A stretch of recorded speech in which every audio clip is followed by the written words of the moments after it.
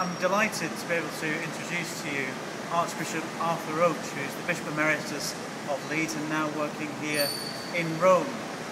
Archbishop Arthur, thank you very much for seeing us. Can you tell us a little bit about what work you do here in Rome? Well, I'm the secretary of and the secretary is the second in command of the Congregation for Divine Worship and the Discipline of the Sacraments.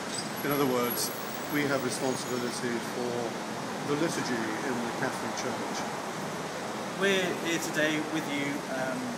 We're waiting for a Pope. We're praying for the Conclave. What kind of attributes does a Pope need? What is it that we're hoping for in these days? Well, he needs to be a very special man, and above all, he needs to be a man of God. Yesterday, when we had the Mass in St. Peter's Basilica for the election of the Pope, calling the Holy Spirit down upon the cardinals who will elect him in these next few days, the cardinal who was presiding at the Mass is known as the Dean of the College of Cardinals.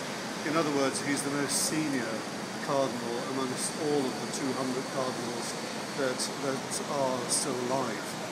And he, in his sermon, pointed out something which I thought was very, very important.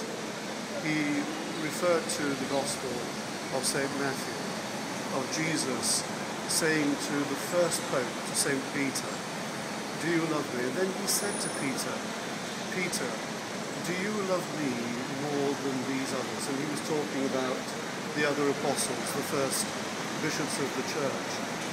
And that's what we need in the Pope, someone who is going to love the church and the world in which we live today in a very special way.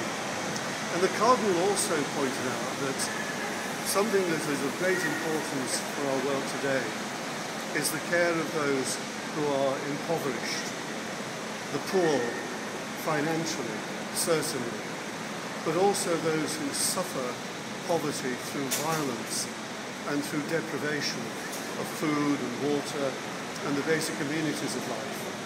But he went on and he said there's another form of poverty too, within humanity. It's the brokenness of humanity, where we see physical and moral breakdown. And that needs God's love and it needs God's mercy.